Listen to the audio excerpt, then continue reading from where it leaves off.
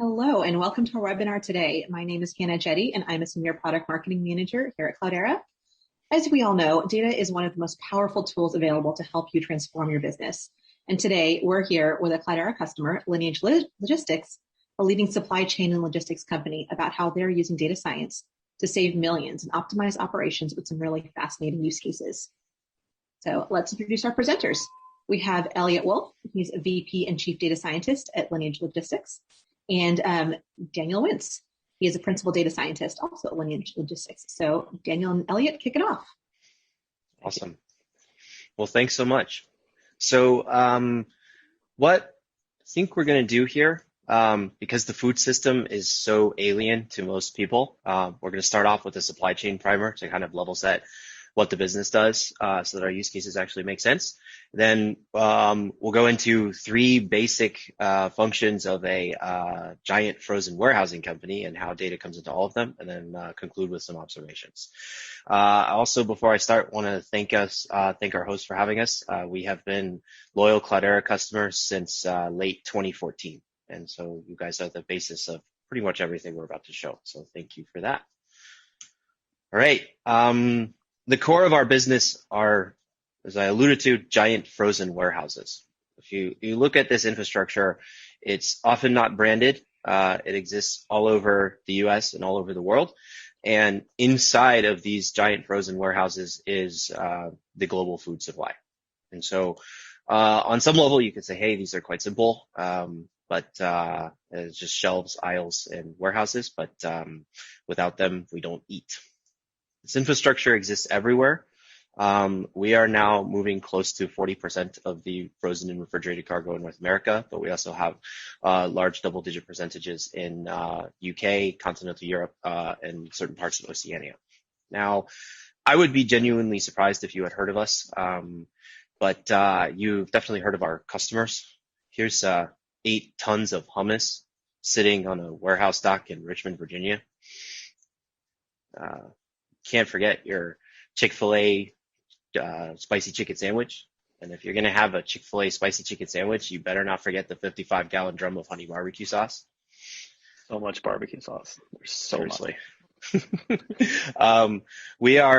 We move most of the meat out of U.S. ports. And as part of that, we have to undergo USDA inspection. There's a whole bunch of interesting rules around that. Most of our volume runs via truck. We took this panorama in Southern California. Not sure who drew the Kim Kardashian trailer, but underneath Kim Kardashian was about 24 tons of frozen strawberries. There's also enormous volume that moves in the U.S. food supply chain via rail. A lot of Europeans especially complain that the U.S. Rail system doesn't exist. That is actually, in fact, not true. The U.S. has a quite large rail system. It's just 95% dedicated to freight. And then lastly, we move a ton of volume by container. And so this is not a stock photo. This is the view of our facility out of our Norfolk, Virginia facility, looking at Hapag-Lloyd ship at the Port of Norfolk. So to level set, let's take you on a journey of we'll leave it unnamed consumer packaged good, but it involves frozen strawberries. Okay. So first, strawberries get harvested in Oxnard, California. They get put into drums for long-term storage. So this is a critical component of the food supply chain, whereby strawberries only come in Southern California from approximately April through July.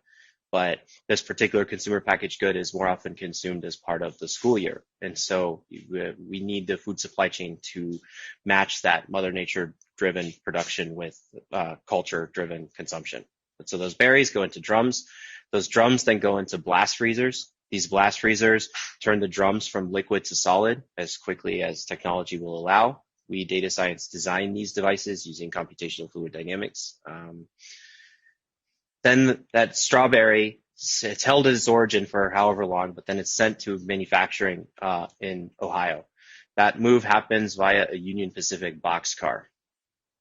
Then in that manufacturing step, raw strawberries plus a bunch of other ingredients, including peanuts and bread dough, get turned into the finished version of that consumer packaged good. And then from that manufacturing, the products go to one of 4 regional distribution centers. All 4 of them are owned and operated by Lineage Logistics.